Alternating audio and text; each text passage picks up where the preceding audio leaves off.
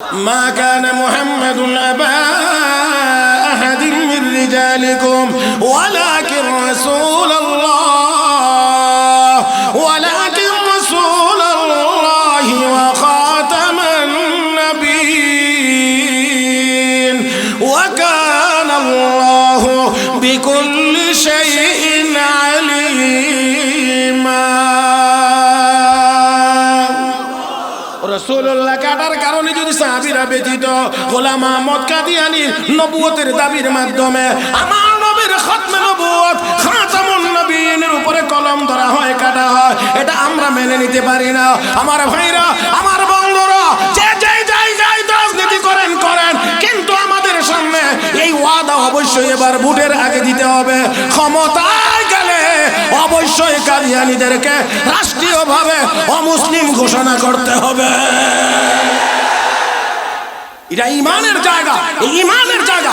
রাহমাতুল লিল আলামিনের জীবনে উহুদের ময়দানে দান শহীদ হয়েছে, তায়েফের ময়দানে নবী রক্ত ঝরিয়েছেন, তারপরে আরো চলার পথে নবীর কাটা দেওয়া হয়েছে, নামাজের সিজদা উটের ভুঁড়ি দেওয়া হয়েছে। রাহমাতুল লিল আলামিন এতটা কষ্ট পান নাই যখন মুসাইলামাতুল কাযযাব নবীর জীবদ্দশায় নবুয়তি দাবি করেছিল। রাহমাতুল লিল আলামিন যত কষ্ট পেয়েছিলেন এত কষ্ট কোনো কিছুর মাধ্যমে পান নাই। আপনারা কি এই মতের সাথে একমত যে কাদিয়ানীদেরকে অমুসলিম ঘোষণা করা হোক? এই কথার সাথে কি সবাই একমত?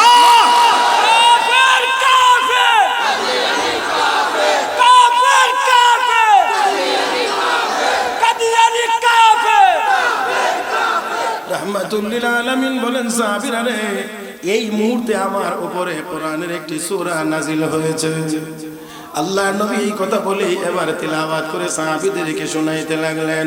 ইন্না ফাতাহনা লাকা ফাতহাম মুবিনা লিয়াগফিরা লাকা আল্লাহু মা তাকদ্দামা মিন যামবিকা ওয়া মা তাআখার ওয়া ইউতিম্মা নি'মাতাহু আলাইকা ওয়া ইয়াহদিয়াকা সিরাতাম মুস্তাকিমা ওয়া ইয়ানসুরাকা আল্লাহু নাসরান আজিজা।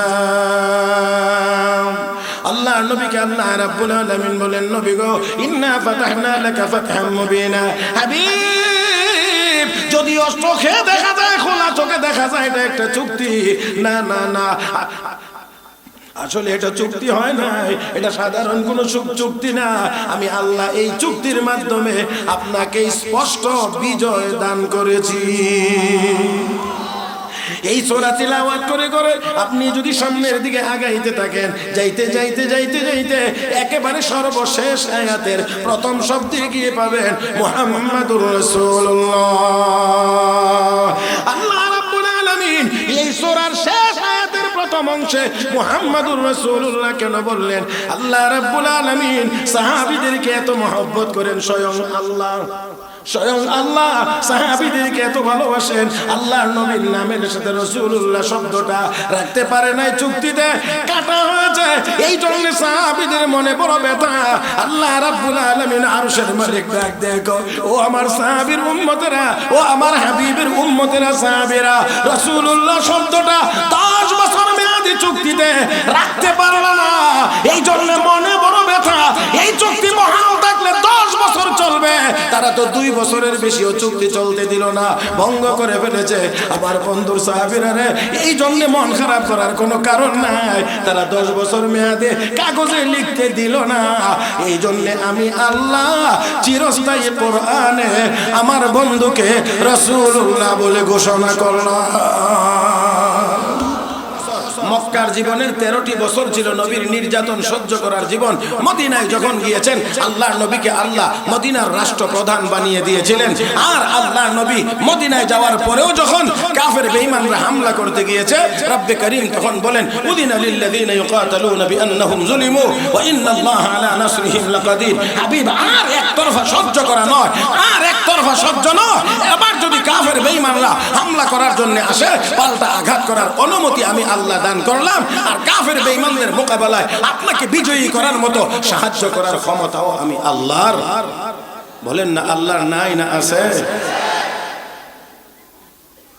মুহতারাম উপস্থিতি, এই মদিনায় মক্কা থেকে 13 বছর পরে নবী যে মদিনায় গেলেন, এই মদিনাতে যাওয়ার অবস্থাটাও স্বাভাবিক অবস্থা ছিল না। এটা আপনাদের জানা থাকার কথা। নবীর বাড়িটা ঘেরাও করা হয়েছিল, নবীকে হত্যা করার পরিকল্পনা করে। একটু মেহেরবানি করে আপনারা এই জায়গাগুলোতে একটু আওয়াজ করে বলবেন, নবীর হেফাজতের জিম্মাদার কে ছিলেন? মহব্বতের আওয়াজে বলেন। আল্লাহ রাব্বুল আলামিন বলেন, ইয়া আইয়ুহার রাসূল বাল্লিগ মা উনজিলা ইলাইকা মিন রাব্বিক ওয়া ইন লাম তাফআল ফামা বাল্লাগতা রিসালাতাহু ওয়াল্লাহু ইয়াসিমুকা মিনান নাস।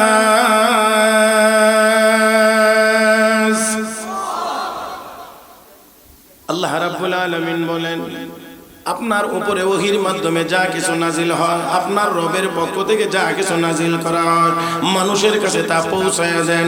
আপনি তার তাবলীগ করেন, প্রচার করেন। যদি করেন না, রিসালাতের দায়িত্ব আদায় হবে না। আল্লাহু ইয়াসিমুকা মিনান নাস, আপনাকে সব রকমের ঝড়-ঝাপটা থেকে হেফাজত করার জিম্মাদার আমি আল্লাহ। আমার ভাইয়ের একটু আওয়াজ করে বলতে হবে, আল্লাহ যদি হেফাজত করেন, ধ্বংস করার ক্ষমতা কাহার? আল্লাহ যদি ধ্বংস করে দেন, রক্ষা করার ক্ষমতা কাহার? আমার ভাইরা, আমার নবীকে হত্যা করার জন্য নবীর বাড়ি ঘেরাও করা হয়েছে। আর আমার আল্লাহ ওই রাত্রিতেই বলেছিলেন, হাবিব হিজরত করে মদিনায় চলে যান। ও মুসলমান, স্বাভাবিক আকলে কাজ করে না। শত্রুরা বাড়ির চতুর্দিকে দাঁড়িয়ে আছে অস্ত্র নিয়ে। আর আল্লাহ বলেন, হাবিব এখনই আপনি হিজরত করে মদিনায় চলে যান, মদিনার দিকে রওনা করেন, ঘর থেকে বের হয়ে যান। বাহ্যিকভাবে দেখা যায় এখন বের হইলে তো মার খাবে।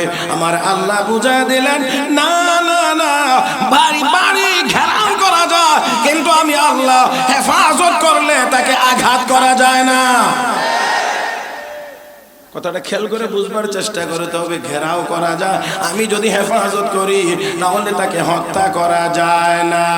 আর যদি আমি আল্লাহ যদি কাউকে টেনে নামাইতে চাই, হাজারো বন্দুক রাইফেল নিয়ে তাক করে থাকলেও তাকে আর ঠেকানো যায় না, ঠেকানো যায় না। আল্লাহ রাব্বুল আলামিন তার প্রিয় হাবিবকে নির্দেশ দিয়ে বলেন, হাবিব এই আজকের রাত্রিতে, এই রাত্রিতে আপনি বের হয়ে চলে যান। রাহমাতুল লিল আলামিন নবী মুহাম্মদুর রাসূলুল্লাহ সাল্লাল্লাহু আলাইহি ওয়াসাল্লাম তিনি ঘর থেকে বের হইলেন, কাবা শরীফের সামনে গেলেন, কাবা শরীফ তওয়াফ করলেন।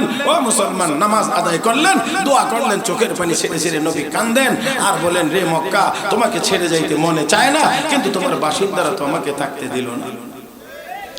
আমি আল্লাহর হুকুমে চলে যাচ্ছি। এমন করে সাহাবায়ে কেরামও নবীর যাওয়ার আগেই মদিনায় পাড়ি জমাইয়েছিলেন। সেই সাহাবায়ে কেরাম সহ নবী মদিনায় গেলেন। মদিনায় যাওয়ার পরে 5 বছর অতিক্রম করার পরে 6 নম্বর বছরে আমার আপনার নবী একদিন সাহাবীদের সামনে বলছেন, সাহাবীরা আমি রাতে একটি স্বপ্ন দেখেছি। আপনারা একটু আওয়াজ করে আমার সাথে কথা বলবেন যে নবীর স্বপ্ন আর আমাদের স্বপ্ন এক। আমরা অনেক আবল তাবল স্বপ্ন দেখি, কিন্তু পয়গম্বরের স্বপ্ন ওহির অংশ। নবী সাহাবীদেরকে বলছেন, সাহাবীরা আমি স্বপ্ন দেখছি তোমাদের একটি বিশাল কাফেলা নিয়ে আমি আল্লাহর ঘর তওয়াফ করতেছি। কি তওয়াফ করতেছি? আল্লাহর ঘর মানে মক্কা, খানায়ে কাবা তওয়াফ করতেছি।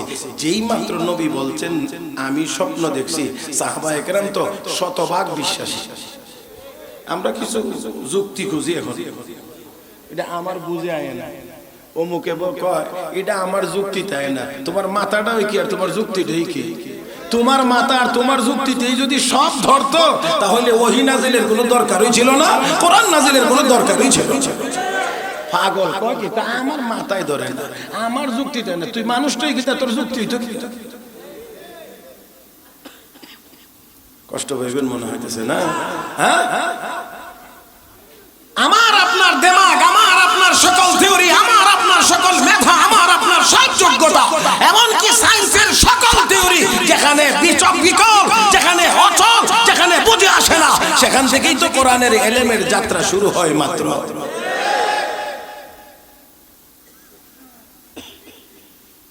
আল্লাহ আমাদের সবাইকে বুঝার তৌফিক দান করেন। আজকের এই আধুনিক যুগে আধুনিকতার ছোঁয়া লাগার কারণে আমাদের সমাজের অনেক ভাইয়েরা বলতে চায় বিজ্ঞানের আলোকে কোরআন, যাচাই করতে চায় বিজ্ঞানের আলোকে কোরআন না না না না, এটা কখনোই হতে পারে না। বিজ্ঞানের আলোকে কোরআন হতে পারে না। কোরআন সুন্নাহর আলোকে চলবে বিজ্ঞান, কোরআন সুন্নাহর আলোকে চলবে। কোরআন সুন্নাহ মতে যদি হয় বিজ্ঞানের থিওরি হাজারবার সেলুট করার জন্য প্রস্তুত। হাজারো বিজ্ঞানের থিওরি যদি কোরআনের একটি আয়াতের সাথে সাংঘর্ষিক হয়, 1000 বিজ্ঞানের থিওরিকে আমরা লাথি মারতে দ্বিধাবোধ করব না। অনেকেই শোনা যায় বলতে বিজ্ঞান বিজ্ঞান জপতে জপতে ঠুটের কোনা ফেনা জমায়। এই জন্য আমি মাঝে মাঝে বলি, ও আল্লাহর ওলি যাই না, কোনো কথা আছে যে দয়া করে বুজুর্গরা যারা এদিক দিয়ে কথা বলেন আপনারা একটু দয়া করে থামেন।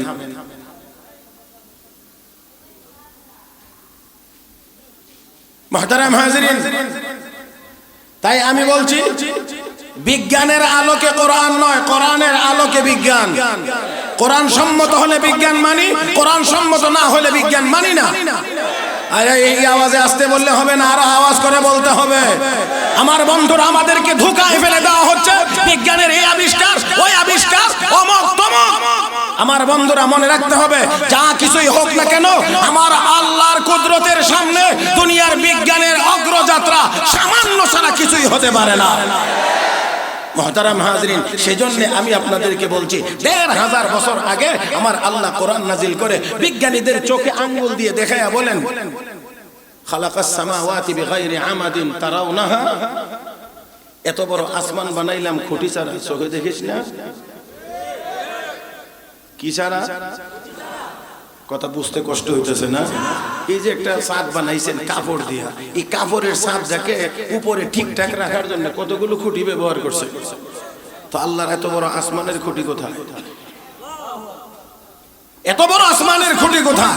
বিজ্ঞান কোথায় দেখায় আমাদেরকে? কি দেখাইতে চায়? হ্যাঁ, বিজ্ঞানের বিরোধীরা, বিজ্ঞান আমাদের সহায়ক, কিন্তু বিজ্ঞানের গেরাকলে আর পেশের ভিতরে আমাদেরকে ঢুকায়া অনেক ক্ষেত্রে আমাদের ঈমানকেও ধ্বংস করে দেওয়ার চিন্তা আজ করা হচ্ছে।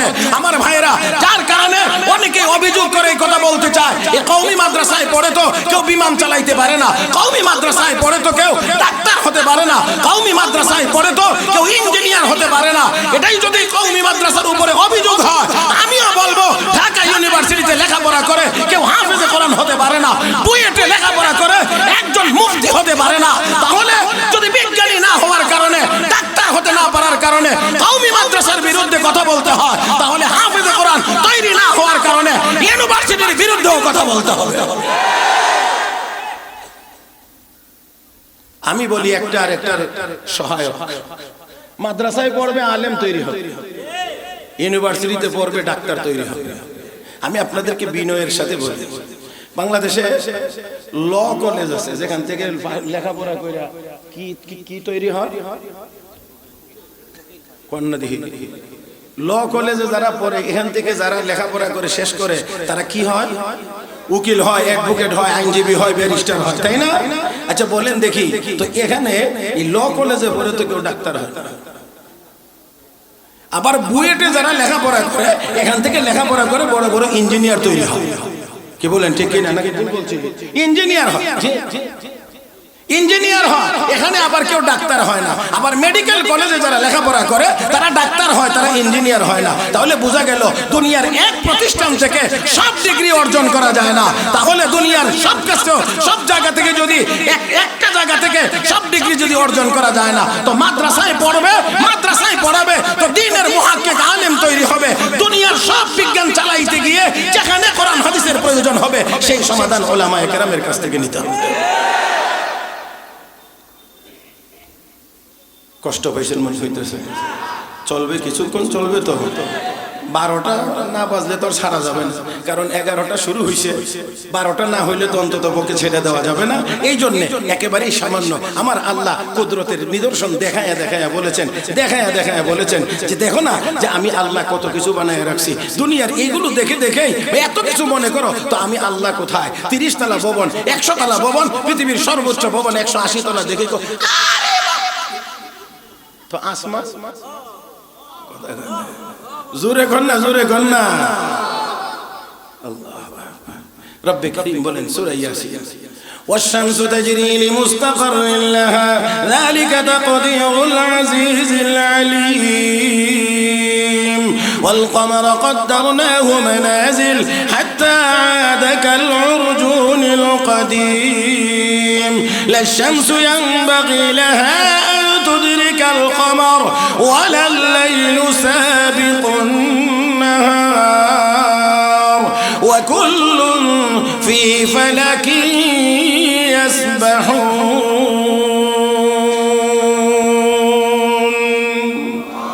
আরেকটু মহব্বতে বলেন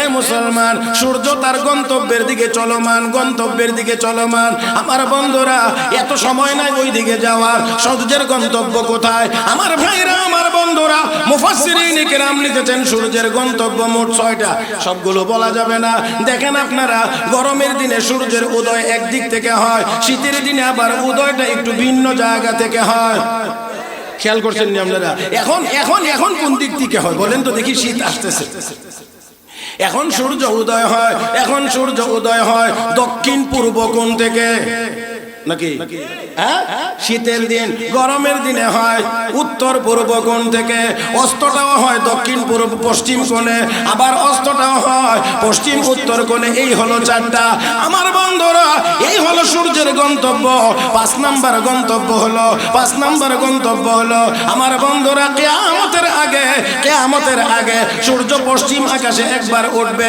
মধ্য আকাশ পর্যন্ত উঠে আবার নিচের দিকে চলে যাবে এটা হলো তার 5 নাম্বার গন্তব্য 6 নাম্বার গন্তব্য সম্পর্কে আমার নবী বলেন সাহাবীরা জানো কি সূর্য ডুবে কোথায় যায় আল্লাহ এবং আল্লাহর রাসূল ভালো জানেন আমার নবী বলেন সাহাবীরা সূর্য ডুবে আল্লাহর আরশের নিচে গিয়ে সিজদায় পড়ে আবার ওঠার অনুমতি চায় আল্লাহ যখন অনুমতি দেন তখন সূর্য আবার পূর্ব দিক দিয়ে উদয় হয়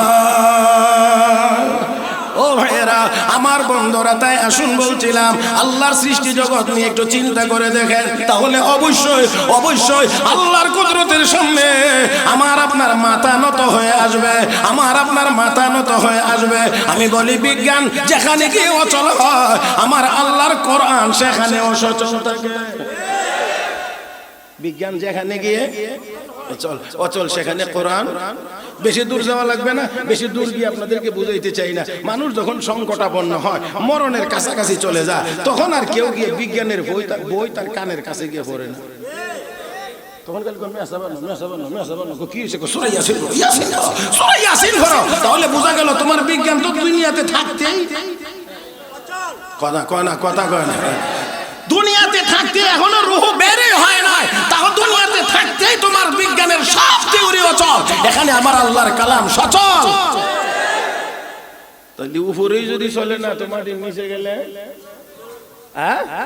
এখানেও চলবে না শাহজাহাं फखर से रखते थे सर में ताज कब्र में ओ सूरह अलहम्दु की मोहताज कब्र में ओ सूरह अलहम्दु की मोहताज ও মুসলমান যত বড় রাজা বাদশাহী হোক না কেন কবরে তার কোনো ডিগ্রি চলে না একমাত্র আল্লাহর কোরআন কবরেও তাকে সাহায্য করতে পারে জোরে বলবেন এখন বলবেন হুজুর আপনারা তো মাটির নিচের কথা বলেন এটা আরেকটা বড় অভিযোগ আমরা এখানে মাটির নিচের কথা বলি তার মানে কবরের কথা বলি দুনিয়ার কথা তো বলি না তাই না দুনিয়ার কথা একটা বলি আমি একবার মালয়েশিয়া যাচ্ছিলাম বাংলাদেশ বিমান এয়ারলাইন্স ঢাকা থেকে ওঠার আগে ঘোষণা দিচ্ছে সম্মানিত যাত্রীবৃন্দ আমরা 3 ঘন্টা সময়ের মধ্যে ৩৮,০০০ ফুট উপর দিয়ে উড়ে কুয়ালালামপুর ইন্টারন্যাশনাল এয়ারপোর্টে অবতরণ করব বলে আমরা আশা করছি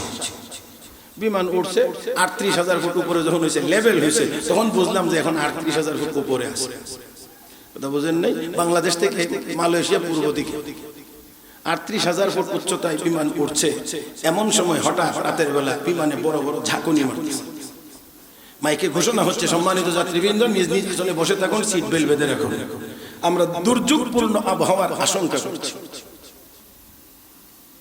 আমার সিট আছিল আবার চাইলে বিমানের ডানাটি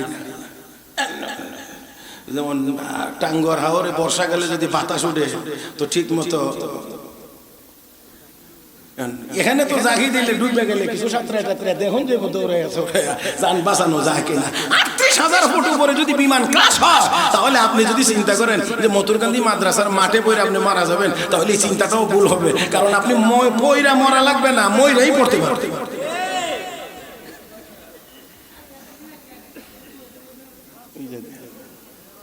আমি এরকম একটা সংবাদ শুনলে এত উপরে এমনি বিমানে ভ্রমণ করলে সামান্য একটু এদিক ওদিক হইলেই ভিতরে পানি যায়। আর এখানে বলছে দুর্যোগপূর্ণ আবহাওয়ার আশঙ্কা করছি, যার যার আসনে বসে থাকেন সিট বেল্ট বেঁধে রাখেন, আর ঝাঁকুনি মারে ভয় লাগাটা তো একেবারেই স্বাভাবিক, এটা মানবীয় বৈশিষ্ট্য। এখন দোয়া কালাম যা পারি পড়তে আসি, তবে আবার মাঝে মাঝে একটু ডাইনে বামে তাকা একটু দেখি, কারণ বাংলাদেশ থেকে পূর্ব দিকে মালয়েশিয়া, এখানে কোনো বুড়া মানুষ যাওয়ার বেশি সম্ভাবনা নাই, কারণ বুড়া তো যা পশ্চিম দিকে। আপনারা কি আসেননি জগতে না? বুঝেন নাই? দুনিয়ার সব কাম কাজের থেকে যখন অচল হয়, রিজেক্ট হয়, তখন ওনার মনে চাই পশ্চিম দিকে যেত। বুঝছেন কিছু? কোন দিকে যেত? হজে যেত, মক্কা মদিনা যেত, আর কোনো কামে লাগে না। সোজা রাস্তা দিয়া লাঠি ভর করা ছাড়া হাঁটতে পারে না। এই লোকটা ৩৫-৪০ লাখ মানুষের মাঝখানে যখন গিয়ে যাতার মারতে পারে, তখন অবস্থা কি হইতে পারে? মুহতারাম হাজরিন, সেই দিকে বাদ দিলাম। তো বলছিলাম পূর্ব দিকে সব জোয়ান মানুষ, যাত্রী যা আছে আগে পিছে, বুড়া মানুষ নাই। কিন্তু এবার আমি তাকাই আর মনে মনে চিন্তা করি, জমিনে কত যুবক হাঁটে আর শরীর নাচায় আর মনের আনন্দে গান গায়, আমি মরেই যাব, বাঁচাতে পারবে না কেউ। কথা কয় হ্যাঁ? এখন দেখি, এখন ডাইন বাম তাকায় দেখি একজনের চেহারার মধ্যে আর আলো দেখা যায় না, সবাইকে মহা টেনশনে মনে হয়, মাথাটা এইভাবে লাগাই দিয়া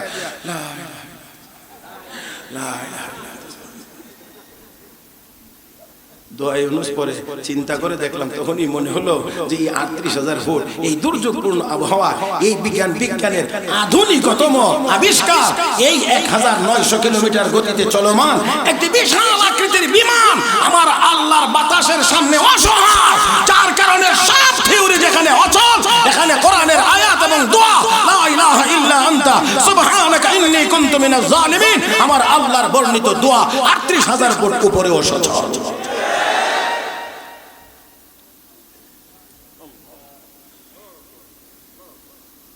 মুহতারাম হাজরিন, আসেন, আমি এক কথা বলতে গিয়ে আরেক কথা বলে ফেলেছি, অনেক দূর চলে গেছি, জায়গায় চলে আসি। নবী স্বপ্নের কথা বলছিলেন, স্মরণ আছে আপনারা? না ভুলে গেছে? আপনারা অনেক মনে ভুলে গেলে আমার একটু স্মরণ করাই দিয়েন। নবী স্বপ্নের কথা বলছেন, সাহাবায়ে কেরাম আমরার মতো না, এটা আমার বুঝে আয় না, এটা আমার বুঝে আয় না, এটা বুঝে আয় না, এটা বুঝে আয় না। মক্কার কাফেরদের একজনেরও বুঝে আইছে না, কিন্তু সবাই মিলে গিয়ে কয়, আবু বকর কার অনুসরণ করো, কি পাগলের মতো দৌড়াদৌড়ি করো, কার পিছনে এতদিন দৌড়াইলা? বলে কি হয়েছে? তোমার নবী দি কয় এক রাতের ভিতরে বলে ৭ আসমান ভ্রমণ করে আবার রাতের ভিতরে মক্কায় আয় পড়ছে, এটা কি বিশ্বাস করা যায়? বুঝেন না আপনারা এখনো কথা? সব বিজ্ঞানীরা গিয়ে কয়, আবু বকর কোন নবীর পিছনে দৌড়াও, নবী দিটা পাগল ছাড়া কিচ্ছু না। চিৎকার মেরে কোন নাউজুবিল্লাহ। এই আমার নবী পাগল? জোরে বলেন। নুন ওয়াল কলামি ওয়া মা ইয়াসতুরুন মা আনতা বিনি'মাতি রাব্বিকা বিমাজনুন ওয়া ইন্না লাকা লাআজরান গায়রা মামনুন ওয়া ইন্নাকা লা'আলা খুলুকিন আযীম।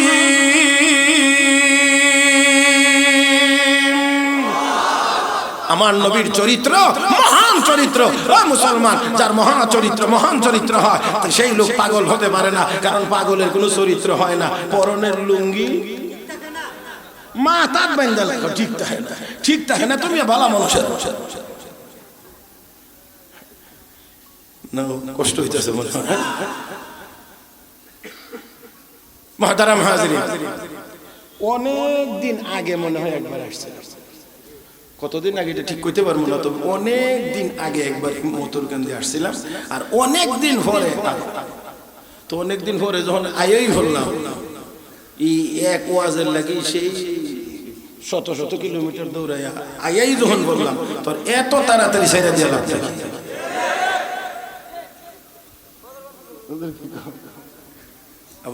আবার বেশি সিদ্ধাত করে যায়, দেখলাম আর কি আপনারা ভাবসাবটা তো সাহাবায়ে কেরাম বিশ্বাসী ছিলেন, সব কাফের বেঈমান রেখে এমন নবীর পিছনে নি দৌড়াও হে বেটা আজকের রাত্রে বলে সারা সাত আসমান ঘুরে আই পড়ছে। সিদ্দিক আকবর হযরত আবু বকর কয় আমার নবী যদি বলে থাকেন তাহলে অবশ্যই সত্য কথা বলেছেন। আমার নবী যদি বলে থাকেন তাহলে অবশ্যই সত্য বলেছেন। আমার নবী কয় আবু বকর এতদিন ছিলে আবু বকর ইবনে আবি কুহাফা, আর এখন থেকে আবু বকরের সাথে লাগবে সিদ্দিক। এখন আর আবু বকর শুধু আবু বকর না, এখন থেকে আবু বকর সিদ্দিক। আল্লাহর নবীর সাহাবীরা শতভাগ বিশ্বাস করে নিলেন নবী যেহেতু স্বপ্ন দেখেছেন অবশ্যই আল্লাহর ঘর তওয়াফ অবশ্যই হবে। নবীর স্বপ্ন অবাস্তবায়ন থাকবে না, অবশ্যই বাস্তবায়ন হবে। রাহমাতুল লিল আলামিনের প্রায় 1450 সাহাবায়ে কেরাম, নবীর 1450 সাহাবী, প্রায় 1500 সাহাবী মুহূর্তের ভিতরে গাট্টুরি গুটুরি সবকিছু নিয়ে উমরায় যাওয়ার জন্য আল্লাহর ঘরের তওয়াফের জন্য প্রস্তুত হয়ে গেলেন। রাহমাতুল লিল আলামিন তাদের আগ্রহ দেখে নবীও রেডি হয়ে গেলেন। প্রায় 1500 সাহাবীদেরকে নিয়ে আল্লাহ নবী চললেন মক্কার দিকে। মক্কায় যাওয়ার কিছু দূর বাকি আছে, আর কিছু দূর 19 মাইলের মতো বাকি আছে। হুদায়বিয়া নামক জায়গাতে রাহমাতুল লিল আলামিন গিয়ে অবস্থান করেছিলেন। আল্লাহর নবীর সংবাদ পাইয়া মক্কার কাফের বেঈমানেরা বাধা প্রদান করতে শুরু করলো, সাহাবীদেরকে নবীকে মক্কায় প্রবেশ করতে দিবে না। রাহমাতুল লিল আলামিন এখানেই অবস্থান করলেন। সাহাবীদের মধ্যে ঘোষণা দিলেন কে পারবে মক্কায় যাবে। মক্কার মানুষ তো কাবা তওয়াফ করতে কাউকে বাধা দেয় না। তারা হয়তো মনে করেছে আমরা যুদ্ধের জন্য এসেছি, আসলে যুদ্ধের জন্য আসি নাই, আসছি তো আল্লাহর ঘর তওয়াফ করার জন্য। এই কথাটা কি বুঝায় কে বলবে, বললে আমাদেরকে তারা সুযোগ করে দেবে। নবী প্রথমেই ডাক দিলেন ওমর তোমাকে যাইতে হবে। কারে ডাকছে? ওই দিকে তারা কোনছে অযথা তোমার নরম না গরম?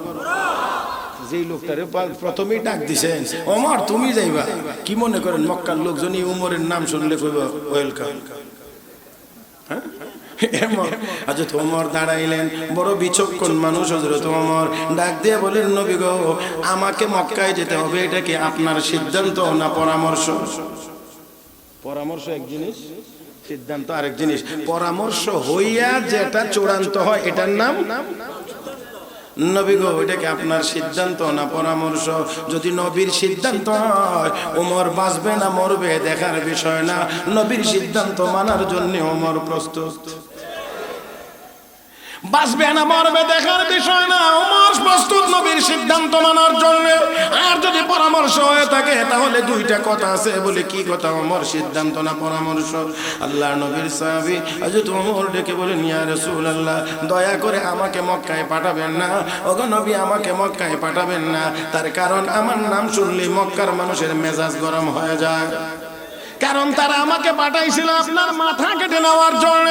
মাথা কাটলাম না, আপনার নিজের মাথায় দিয়ে দিলাম, কিন্তু তারা এই কথা শুনে আমার উপরে বড় ক্ষিপ্ত। নবী গো মক্কা থেকে যখন হিজরত করে মদিনায় আসি, কাবা ঘর তওয়াফ করলাম, সবার সামনে তওয়াফ করলাম, নামাজ পড়লাম, দোয়া করলাম, ওপেন রাখলাম রে মক্কার কাফের বেঈমানেরা, ওই আবু জাহেল কোথায়, আবু লাহাব কোথায়, উতবা সাহেবরা কোথায়? আমি খাত্তাবের ছেলে ওমর, আমি হিজরত করে নবীর দেশে মদিনায় যাচ্ছি, কেউ যদি পারিস আয় আমার সামনে আয়। একজনও আসে না, এত তাদের ভিতরে কিন্তু খুব রয়ে গেছে। ওগো আল্লাহর নবী এই জন্য আমাকে মক্কায় না পাঠানোটাই ভালো হবে। 2 নাম্বার কারণ হলো আপনি যেই সমঝোতা চাইতে আছেন এই সমঝোতা আবার আমাকে দিয়ে হবে না, কারণ আমি এই মেজাজের মানুষ না। আমি যখন গিয়ে বলবো আমার নবী বলেছেন 20, মক্কার কেউ যদি বলে না 19, এমনি শুরু হবে আমার নবী বলছেন 20 তুই 19 কর কে রে? এই লোক দিয়ে সমঝোতা হয় না। সমঝোতা করতে গেলে কিছু ছাড়তে হয়, কিছু কথা হয় না রে। দেখেন না রাজনৈতিক দলগুলোর মধ্যে কত সমঝোতা হয়, এমনি এমনি এমনি ইয়ানা আমি এনে তুমি এনে দাদা এনে না এনে খালো এনে সাসা। এই সমঝোতা এটা আমাকে দেয়া হবে না। ওকে নবী উসমানকে পাঠায়া দেন। আল্লাহর নবী এবার হযরত ওমরের কথা শুনলেন, ডাকলেন ওসমান মক্কায় তোমাকে যাইতে হবে। হযরত ওসমান কো লাব্বাইক ইয়া রাসূলুল্লাহ হাজির। যাও মক্কার লোকজনকে গিয়ে বলবা আমরা উমরা করার জন্য আসছি, আর কোনো কিছু না, আমাদের উদ্দেশ্য হলো কাবা ঘর তওয়াফ করা, আমরা এই কাজ করব, সাফা মারওয়ায় সাই করব, এই হলো আমাদের কাজ, এর বাইরে এই সফরে আমাদের আর কোনো কাজ নাই। হযরত ওসমান রওনা করছেন, এই দিক দিয়ে কাফের বেঈমানরা কাবা চত্বরে একেবারে প্রস্তুত হয়ে বসে আছে, না জানি কখন কি হয়। এমন সময় দেখা যায় আসতেছে, ও আল্লাহ, হযরত ওসমান যাচ্ছেন মাত্র একা, তারা অনেকজন দাঁড়ায় রেডি আয় পড়তেছে। কাছে যখন আসছে দেখা যায় না বেশি না, মাত্র একজন। আরো যখন কাছে আসছে এবার দেখা যায় হযরত ওসমান। হযরত ওসমানের চেহারা যেই মাত্র দেখছে, অনেকের তরবারি আপনা আপনি নিচে নেমে গেছে, কারণ হযরত ওসমান কুফরি জমানায় বড় দানশীল ব্যক্তি ছিলেন। মক্কাতে এমন লোক পাওয়া বড় কঠিন, যার পেটের ভিতরে হযরত ওসমানের ডাল ভরোটা নাই।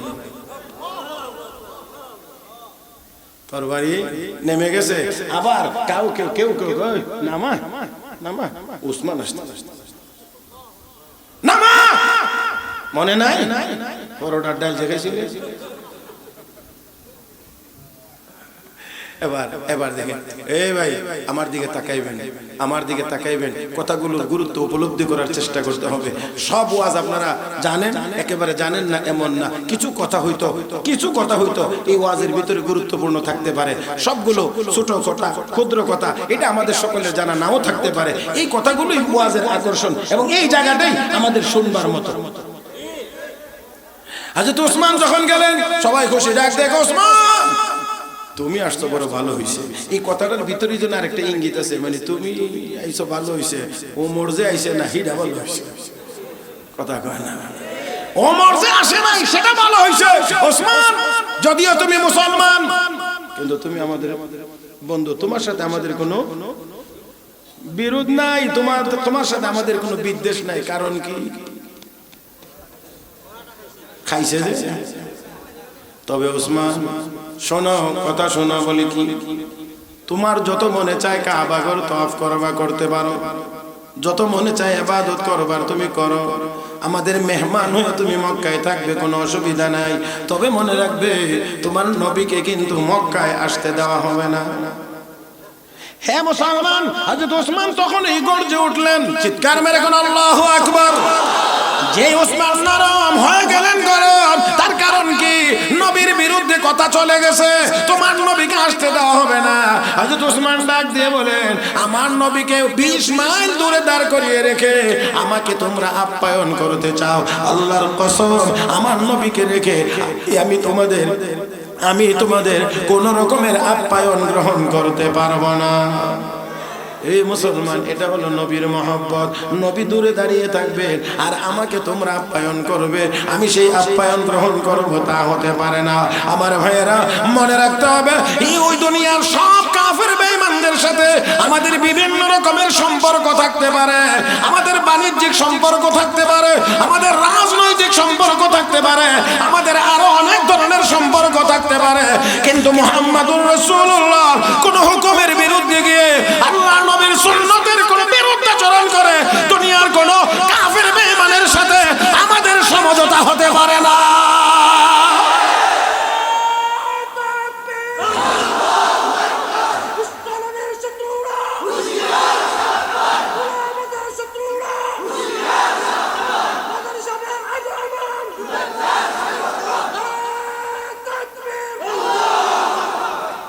আমার ভাইরা, আমার বন্ধুরা, দুনিয়ার কোন কাফের বেঈমানের কাছ থেকে ইসলামের কোন স্বার্থ বিসর্জন দিয়ে, কোন স্বার্থ জলাঞ্জলি দিয়ে, আমার নবীর সুন্নতের উল্টা গিয়ে কোন সাহায্য সহযোগিতা আমরা গ্রহণ করতে চাই না। আমরা বিশ্বাস করি আমাদেরকে খাওয়াইবেন কে। যারা বলেন নাই কিছু সন্দেহ আছে, কিছু সন্দেহ আছে, না না আমার ভাইরা, আমার বন্ধুরা, খাওয়ানোর মালিক আল্লাহ। আল্লাহ যদি খাওয়ান তাহলেই খাইতে পারবো, আল্লাহ যদি না খাওয়ান ঘর ভরা চাল থাকলেও খাইতে পারবো। ও মুসলমান, তাহলে আসুন বলতে চাই, আল্লাহর নবীর সাহাবী হযরত ওসমান তাদের সাথে আলোচনা শুরু করলেন। একটা পর্যায়ে লম্বা আলোচনার পরে গিয়ে সিদ্ধান্ত নেবেন। এই আলোচনার ভিতর দিয়েই রাহমাতুল লিল আলামিনের কানে আওয়াজ পৌঁছে গিয়েছে, কে এই গুজব রটিয়ে দিয়েছে ওসমানকে মক্কার কাফের বেঈমানেরা কাবা চত্বরে হাতি মাতাফের ভিতরে হত্যা করে তারা ফেলে রেখেছে। আল্লাহর হাবিবের কানে গিয়ে আওয়াজ যখন পৌঁছে গিয়েছে, রাহমাতুল লিল আলামিন এখন আর সহ্য করে না, ডাক দিলেন, সাহাবীরা খবর পাইলাম আমার ওসমানকে তারা হত্যা করে ফেলেছে। আমার ওসমানকে যারা হত্যা করেছে, যদিও এসেছিলাম উমরা করার জন্য, ওসমান হত্যার বদলা না নিয়ে আমি নবী আর মদিনায় ফিরে যাইব না। কে কে পারবে আমার হাতে হাত থেকে বায়াত গ্রহণ করতে, ওসমান হত্যার বদলা নেওয়ার জন্য প্রয়োজন হলে শাহাদাত বরণ করবে? আল্লাহ নবীর সাহাবীরা 10,000 সাহাবায়ে কেরাম রিদওয়ানুল্লাহি তাআলা আলাইহিম আজমাইন সবাই নবীর হাতে হাত রেখে বায়াত গ্রহণ করতে লাগলেন। আল্লাহ নবী এক হাত মুবারক নিচে দিলেন, আরেক সাহাবায়ে কেরামের হাত নবীর হাত মুবারকের উপরে, সর্বশেষ আমার আপনার নবীর হাত মুবারক আরেকখানা উপরে দিয়ে নবী চোখের পানি ছেড়ে দিয়ে বলেন, সাহাবীরা রে, এক হাত এটা আমি নবীর হাত, আরেক হাত রাখলাম এটা আমার ওসমানের হাত, আমি ওসমানের পক্ষ থেকে বায়াত নিতে আসি। রাহমাতুল লিল আলামিন ওসমান তার বদলা নেওয়ার জন্য বায়াত নিচ্ছি। আল্লাহর নবী যখন এভাবে করে এক হাত নিচে রাখলেন, সাহাবীদের হাত মাঝখানে, নবীর আরেক হাত মুবারক উপরে, আরশের মালিক এই দৃশ্য দেখে ডাক দেয়,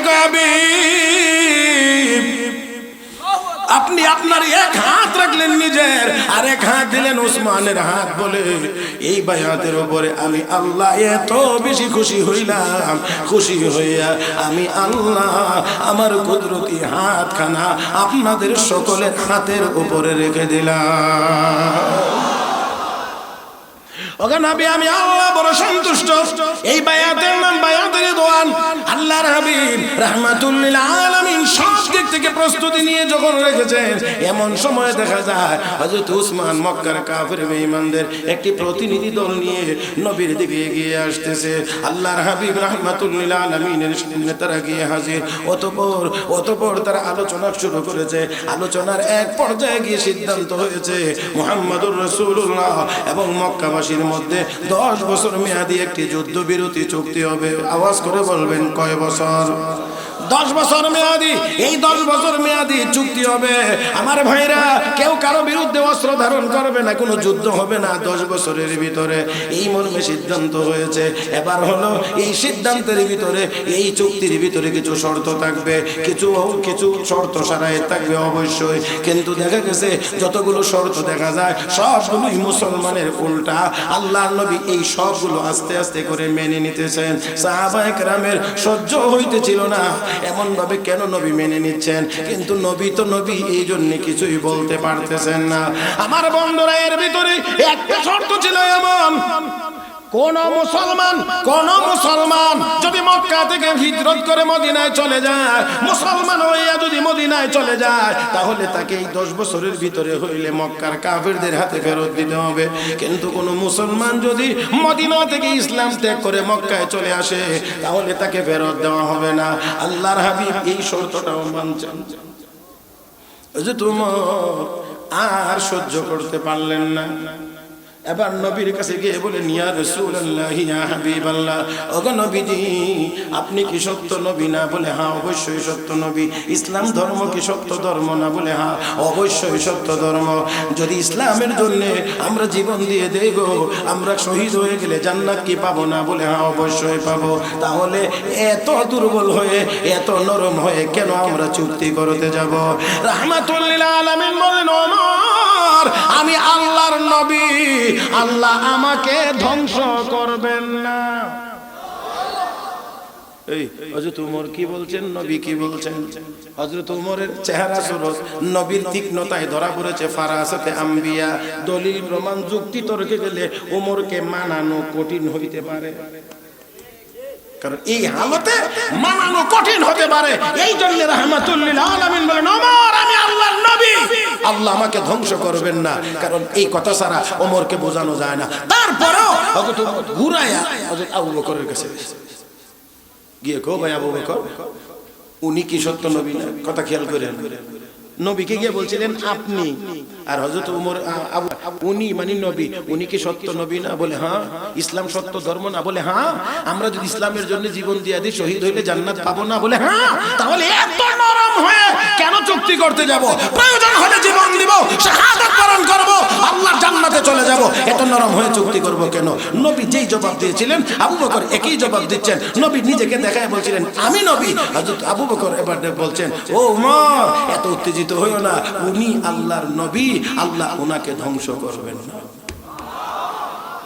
আমি আপনাদেরকে পরের অংশ বুঝাইতে পারবো না, উলামায়ে কেরাম জানেন হযরত আবু বকর এবং নবীর সাথে যে সম্পর্কটা ছিল, যে নিসবতটা ছিল, এই নিসবতকে বলা হয় নিসবত ইত্তেহাদি। এটা আপনাদের না, এটা শুধুই উলামায়ে কেরাম বুঝবেন। এটা ছিল নিসবত ইত্তেহাদি, যার কারণে নবী বলছেন যেই কথা হযরত আবু বকর বলছেন একই কথা। ও মুসলমান, আল্লাহর নবী এবার সব মেনে নিচ্ছেন, এখন আর কি করা, কিছুই করার নাই। এবার সর্বশেষ কাগজ আনা হয়েছে, কলম দেওয়া হয়েছে, চুক্তি এবার লেখা হবে। লেখার দায়িত্ব দেওয়া হয়েছে হযরত আলী রাদিয়াল্লাহু তাআলা। খুব ঠান্ডা হযরত আলী, খুব ঠান্ডা মানুষ না? আপনারা দিয়ে ঠান্ডা হয়ে গেছে, তো আরেকটু অ্যাক্টিভ থাকতে হবে। রাজি আছেন না? শেষ করে দিলে ভালো হয়। আমি শেষ করার জন্য প্রস্তুত। হযরত আলী রাদিয়াল্লাহু তাআলা কে কাগজ কলম দেওয়া হয়েছে। শিরোনাম শর্ত সারাইতে পরে আগে শিরোনাম লিখবেন না? উনি শিরোনামে লিখছেন মুহাম্মাদুর রাসূলুল্লাহ এবং মক্কাবাসীর মধ্যে 10 বছর মেয়াদী যুদ্ধবিরতি চুক্তি। আপনারা কি কথা খেয়াল করছেন? মুহাম্মাদুর রাসূলুল্লাহ এবং মক্কাবাসীর মধ্যে 10 বছর মেয়াদী যুদ্ধবিরতি চুক্তি। এই এতটুকু লেখা মাত্রই এক কাফের লিডার দাঁড়ায় কয় ও আলী, মুহাম্মাদুর রাসূলুল্লাহ যদি আমরা মানি তাহলে তো আর কোনো দ্বন্দ্বই থাকে না, চুক্তিও লাগে না। রাসূলুল্লাহ মানি না দেখেই তো এত কিছু। তো তুমি চুক্তির শুরুতেই লেখছো মুহাম্মাদুর রাসূলুল্লাহ, এই রাসূলুল্লাহ শব্দটা কাটো, লেখো মুহাম্মদ ইবনে আব্দুল্লাহ। কি কাটতে হবে? কোন শব্দ কাটতে হবে? রাসূলুল্লাহ কাটতে হবে। হযরত আলী কলম রেখে দিয়ে এমনি চোখ বড় করে তাকায় কয়, যে আলীর কলম দিয়ে একবার রাসূলুল্লাহ লেখা হয়েছে, আলীর গর্দান দেহ থেকে আলাদা হয়ে যাইতে পারে, কিন্তু আলীর কলম দিয়ে আর কোনোদিন তা কাটতে পারে না। হে মুসলমান, চুক্তি তো আর হবে না, এখানে শেষ হয়ে যায়। আমার আপনার নবী এবার এখানেও নরম হয়ে ডাক দেখো আলী, কাগজটা আমার সামনে আনো, কলমটা আমার হাতে দাও, লেখাটা আমাকে দেখায় দাও, কোন জায়গায় লিখছো রাসূলুল্লাহ, শব্দটা দেখায় দাও। কারণ আমার নবী অক্ষর জ্ঞান মুক্ত ছিলেন। وما كنت تتلو من قبله من كتاب ولا تخطه بيمينك إذا لارتاب المبطلون هو الذي بعث في الأميين رسولا منهم يتلو عليهم آياته ويزكيهم ويعلمهم الكتاب والحكمة وإن كانوا من قبل لفي ضلال مبين। আমার আপনার নবী ছিলেন উম্মি উম্মি উম্মি। হে মুসলমান, ভালো করে খেয়াল করবেন, উম্মি আর অশিক্ষিত দুইটা কিন্তু এক না।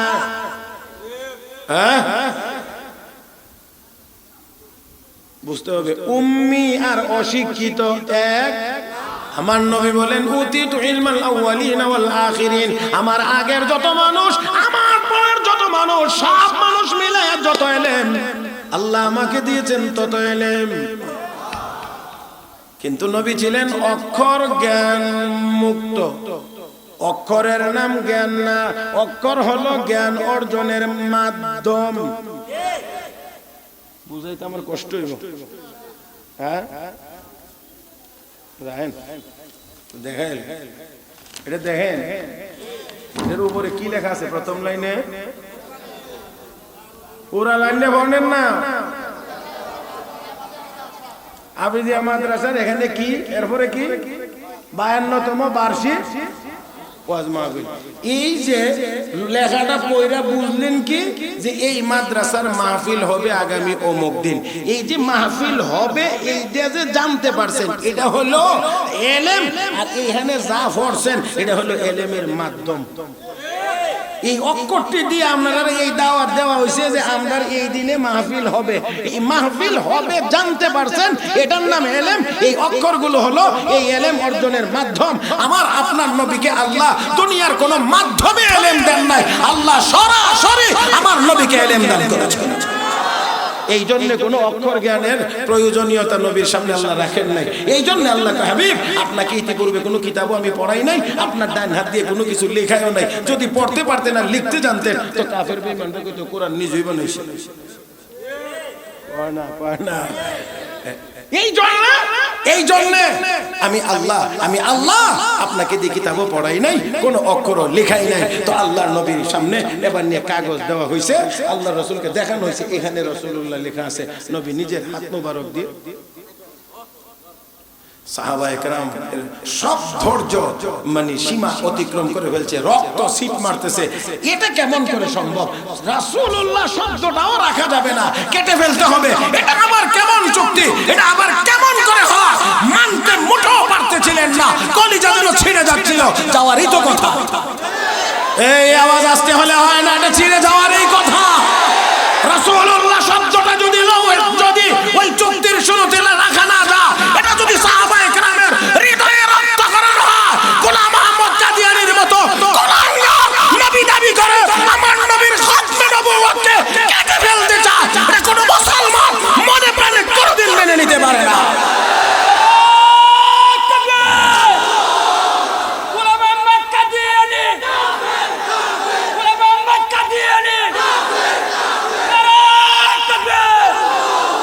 ما كان محمد أبا أحد من رجالكم ولكن رسول الله وخاتم النبيين وكان الله بكل شيء عليما।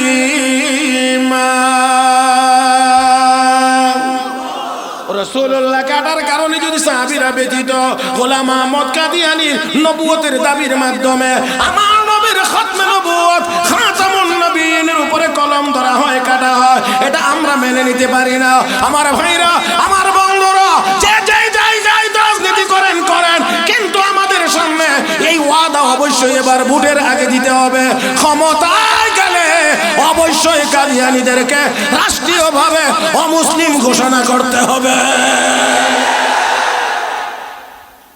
যে দলই করেন, আমি রাজনীতির কাছাকাছিও নাই, সখানে কিলোমিটারের ভিতরেও নাই ভাইরা, তারপরেও বলছি যারা ঘোষণা দিতে হবে আমরা ক্ষমতায় গেলে কাদিয়ানীদেরকে অবশ্যই অমুসলিম ঘোষণা করব। এই ঘোষণা অবশ্যই নির্বাচনী ইশতেহারে থাকতে হবে। শুধু খালি আমি সেই আমরা অমুক আমরা তমুক হবে না, জায়গায় হাত দিতে হবে। এটা ঈমানের জায়গা, ঈমানের জায়গা। রাহমাতুল লিল আলামিনের জীবনে উহুদের ময়দানে দান শহীদ হয়েছে, তায়েফের ময়দানে নবী রক্ত ঝরিয়েছেন, তারপরে আরো চলার পথে নবীর কাটা দেওয়া হয়েছে, নামাজের সিজদা উটের ভুঁড়ি দেওয়া হয়েছে। রাহমাতুল লিল আলামিন এতটা কষ্ট পান নাই যখন মুসাইলামাতুল কাযযাব নবীর জীবদ্দশায় নবুয়তি দাবি করেছিল। রাহমাতুল লিল আলামিন যত কষ্ট পেয়েছিলেন এত কষ্ট আর কোনো কিছুর মাধ্যমে পান নাই।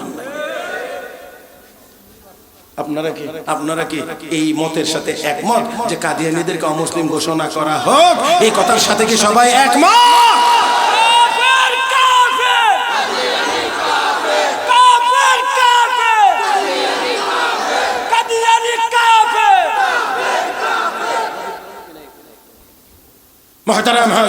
মুহতারাম হাজিরিন, খুবই কষ্ট লাগারই কথা। আল্লাহ কোন নবীকে কালো বিশ্রী বানান নাই, কোন বিশ্রী মানুষকে আল্লাহ নবী বানান নাই। গোলাম আহমদ কাদিয়ানী চাইলে এদিকে চোখ যাইতো এইদিকে, এটারে কি কয়? টেরা টেগরা বিভিন্ন নামে ডাকে, তো টেগরারে কি কেউ সুন্দর কয়নি? তাহলে হ্যাঁ সাইতো এইদিকে চোখ যাইতো এইদিকে।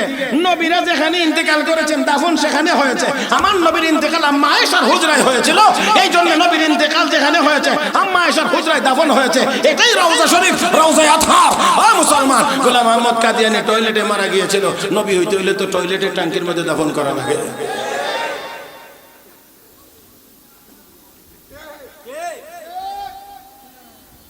আল্লাহ তুমি আমাদের সবাইকে বোঝার তৌফিক দান করো। আমার ভাইয়েরা, তারা এই দেশে মুসলিম পরিচয় দিয়ে, আপনারা অবশ্যই একথা জানবেন, হুদুদে হারাম মক্কা, হুদুদে হারাম মদিনায়, এই জন্য দুইটাকে বলা হয় হারামাইন। একটি নির্দিষ্ট সীমানা আছে, এই সীমানার ভিতরে কোনো অমুসলিম প্রবেশ করতে পারে না। আপনারা অনেক সময় অনেকে বুঝতে চান না, এরা কাফের কইলে কি না কইলে কি, বেরোতে এমনি কাফের। অনেকে যারা ইমানদার, মানে ইমানদারি বাইলে এরা কাফের কইলে ওরা কাফের, না কইলেও কাফের। জি না, জি না, আপনি মনে রাখতে হবে, মনে রাখতে হবে হুদুদে হারামের যে এরিয়া আছে, যে সীমানা, যে হারামের যে সীমানা, এখানে সব সাইড দিয়ে প্রবেশ পথে লেখা আছে নন মুসলিম নো এন্ট্রি। কোন অমুসলিম প্রবেশ করতে কথা কয় না। কিন্তু নবীর দুশমন কাদিয়ানীরা শুধুমাত্র আমাদের দেশে রাষ্ট্রীয়ভাবে অমুসলিম ঘোষণা না হওয়ার কারণে মুসলমানি নাম ব্যবহার করে করে সেই হারামের মধ্যে যাইয়াও তারা এই কুলাঙ্গারেরা, যেখানে কোনো অমুসলিম প্রবেশ করতে পারে না, কিন্তু অমুসলিম হয়েও মুসলমানের শ্রদ্ধাবরণে তারা ওই জায়গা পর্যন্ত পৌঁছে যাচ্ছে। আল্লাহ আমাদের সবাইকে বোঝার তৌফিক দান করুন। মুহতারাম হাজিরিন, রাসূলুল্লাহ শব্দ স্মরণ আছে? রাসূলুল্লাহ শব্দটি কেটে হচ্ছে, নবী কাটলেন, সবকিছু লেখা এবার হচ্ছে। সাহাবায়ে কেরাম মানতে পারছিলেন না, এই বহি প্রকাশ ঘটছে, সব শেষ, সব লেখা শেষ, সই হয়ে গেছে, সিল হয়ে গেছে, চুক্তি করে কাফের লিডারেরা।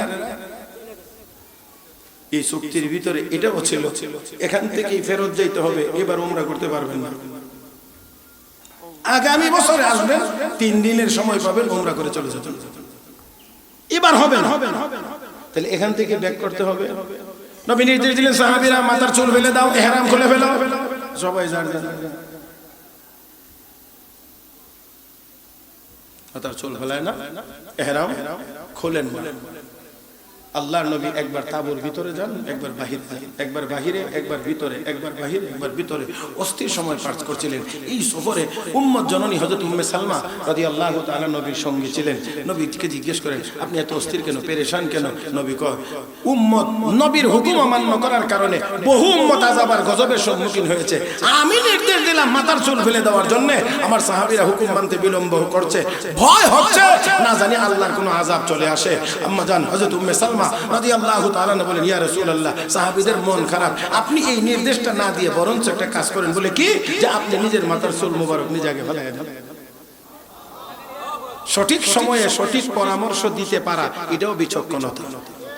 আমরা তো বোমবাস্টিক মার্কা নেতা এই দেশে দেখি, আর বোমবাস্টিক মার্কার তাহে উপদেষ্টা। কথা বুঝেন নাই? যে নেতাও বোমবাস্টিক, উপদেষ্টাও বোমবাস্টিক। এটাও যেমন কিচ্ছু বুঝে না, এটাও কিচ্ছু বুঝে না। কারণ এক গাদার উপদেশটা আরেক গাদা ছাড়া কিছু হইতে পারে না। আমার ভাইয়েরা, এখন আল্লাহ নবীর স্ত্রী যখন বললেন, আপনি মাথার চুল ফেলে দেন, আপনি মাথার চুল ফেলে দেন, এই চুল ফেলে দেওয়ার কথা বললে নবীকে চমৎকার পরামর্শ দিয়েছে। এই সঠিক সময়ে সঠিক পরামর্শ যদি দিতে পারত আর গ্রহণ করতে পারত, তাহলে 45 মিনিটের ভিতরে সুরের মতো দেশ ছাড়তে হতো না। বুঝেন নাই মনে হয়? হ্যাঁ, যে উপদেষ্টা বানাইছে, মানে এই দেশের বাগা বাগা চিহ্নিত চিহ্নিত নাস্তিক দিকে দিকে উপদেষ্টা বানাইছে, উপদেশও দিছে, চমৎকার উপদেশ। বুবু এখন বুঝো কেমন উপদেশ দিছিল তোমার।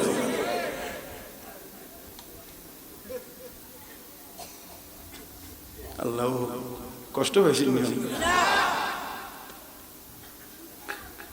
তো যাই হোক, নবী যখন এই কথা শুনলেন, চমৎকার পরামর্শ। নবী আবার বাইরে গিয়ে একজনের ডাক দেখো, আমার মাথা চুল করা। আল্লাহ, আমার মাথার চুল, আলহামদুলিল্লাহ সুম্মা আলহামদুলিল্লাহ, এই উমরাতে যে কামাই আইছিলাম মক্কা শরীফ থেকে, এটা অন্য জায়গায় গেছে না, এই জন্যই ছোট ছোট দেখা যায়। নবী আমার মাথার চুল ফেলা, যেই মাত্র নবীর মাথা মুবারকের চুল ফেলানো শুরু হয়েছে, সাহাবায়ে কেরামের আর একজনের কোনো অভিমান নাই। আর বসে থাকা যায় না, কি হয়েছে? নবী চুল ফেলাই দিয়েছে। আরে আল্লাহু আকবার কি কালকে নাস্তার পরে বলবেন? নবীর মাথা মুবারকের চুল ফেলে দিয়েছে, এবার সবাই পরিষ্কার চুল ফেলাই দিয়েছে, মাথা কামাই দিয়েছে, মানে হেরা শেষ। এবার স্বাভাবিক পোশাক টোশাক পরে মদিনায় যাব, রেডি, সবাই প্রস্তুত। উটের উপরে সবকিছু উঠানো হয়ে গেছে, বাহনের উপর উঠানো হয়ে গেছে, আল্লাহর নবী নিজেও উঠে গেছেন। এমন সময়ে ওহী নাজিলের চাপ শুরু হয়ে গেছে। নবী এবার উটের পিঠ থেকে নেমে গেলেন। নবী নেমে গেলেন, দীর্ঘ সময় পর্যন্ত ওহী নাজিল চলতে থাকলো। জিবরাইল চলে গেলেন, নবী ডাকলেন, সাহাবীরা আমার সামনে আসো। ওমর কোথায়? মনে আছে আপনারা?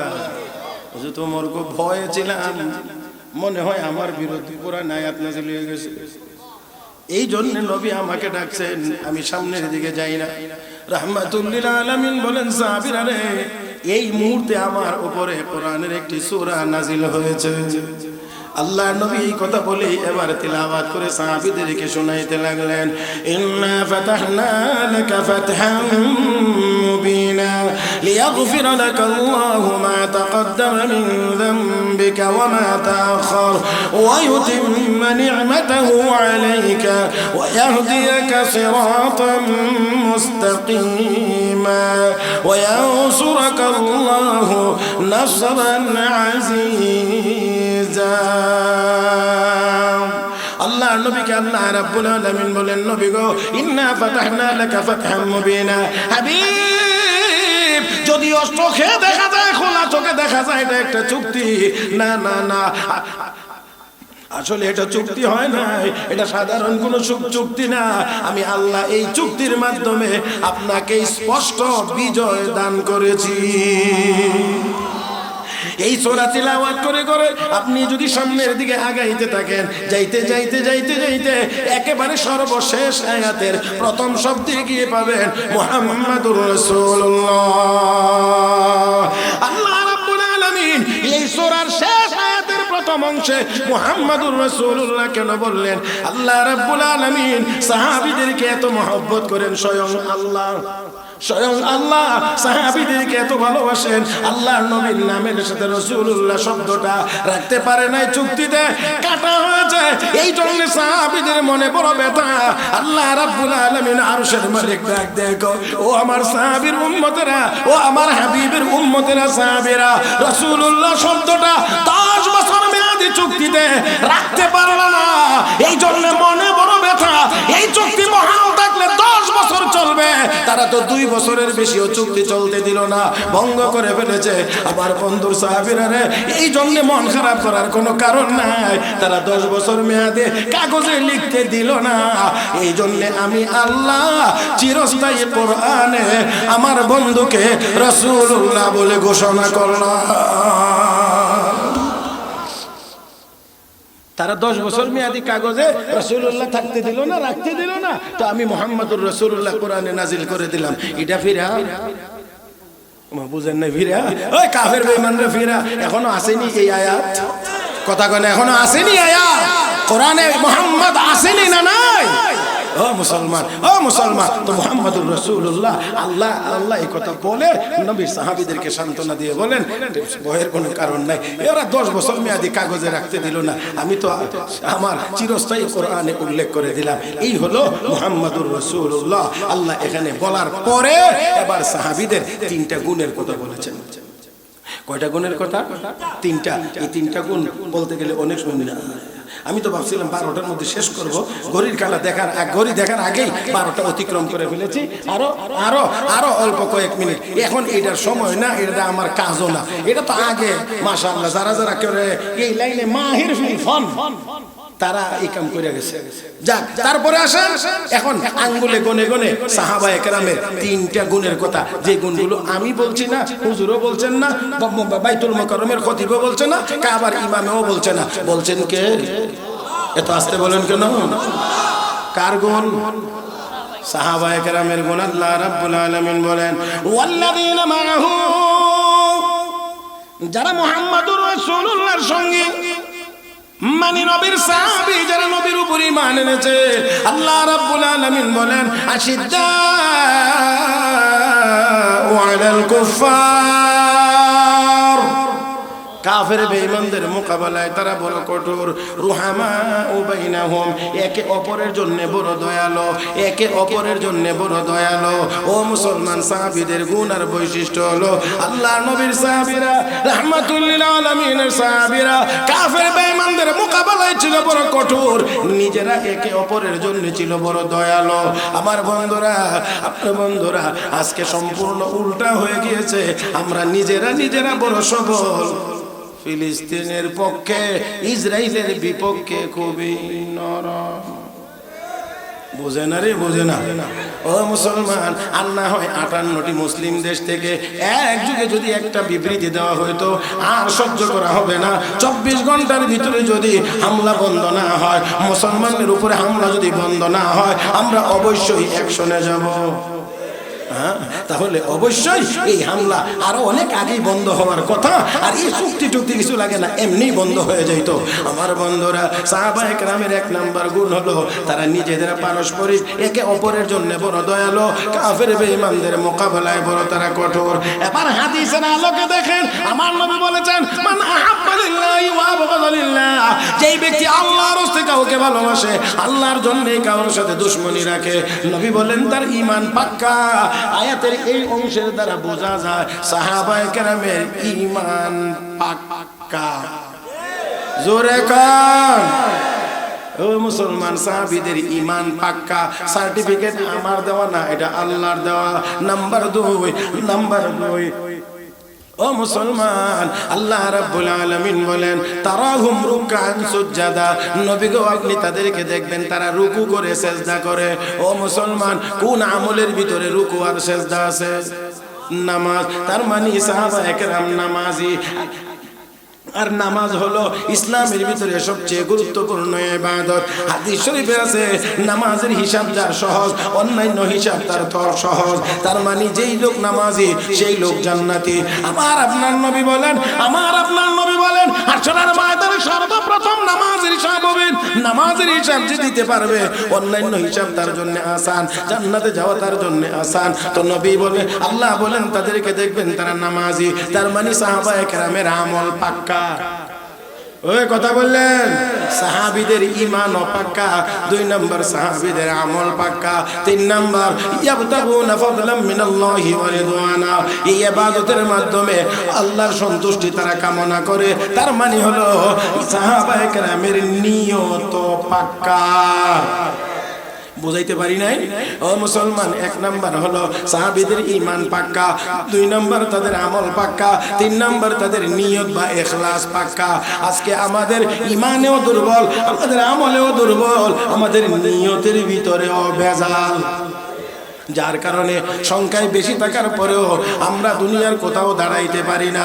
আসুন সাহাবায়ে কেরামের তিনটি গুণ যদি আমরা অর্জন করতে পারি, রব্বে কাবার কসম, এই 3 গুণ যদি আমাদের ভিতরে থাকে, 200 কোটি মুসলমানের আল্লাহু আকবারের আওয়াজের মোকাবেলা করার ক্ষমতা দুনিয়ার কোন কাফের বেঈমানের হতে পারে না। এই ভাইরা, এখন যদি কেউ উঠেন, এটা নিশ্চয়ই আমি মনে করব যে এটা মেহমানদের সাথে খুব বেশি সুন্দর আচরণ না। এতক্ষণ আমি আমার সর্বোচ্চ মেধা, যোগ্যতা, শারীরিক পরিশ্রম সব দিয়ে আপনাদেরকে কিছু কথা শোনানোর চেষ্টা করেছি।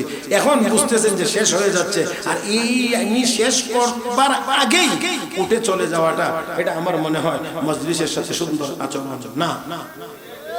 দয়া করে কেউ এখন উঠবেন না। আর এখন যদি কেউ উঠেন, তাহলে আমি মনে করব আপনি মাদ্রাসার প্রতি আন্তরিক না। আমি আগেই বলছি, হুজুর আমাকে ইঙ্গিত দেওয়ার পরে আমি জবাবও দিছি, তারপরেও বলছি সবকিছুর উপরেই মাদ্রাসা। কারণ এমন একটি মাদ্রাসায় গিয়ে আলিফ বা তাসা পড়ার কারণেই আমি মেহরাজুল হক আজকে আপনাদের সামনে কথা বলতে পারছি। না হয় কথা বলতে পারতাম না আমার ভাইয়েরা। সেই জন্য আমি কোনো ভূমিকা ছাড়া, কোনো ভাবসাব ছাড়া সোজা আপনাদের কাছে সামান্য মাত্র কয়েকটা মিনিট, 2-4-5 মিনিট আপনাদের কাছে একটু চাইলাম। বড় করে কিছু চাইবো না, অ্যামাউন্ট বড় না, ছোট করে চাইবো। আল্লাহর কোন গোলাম আছেন এই মুহূর্তে বলবেন যে ইনশাআল্লাহ আমি এই মাদ্রাসায় মাত্র 2000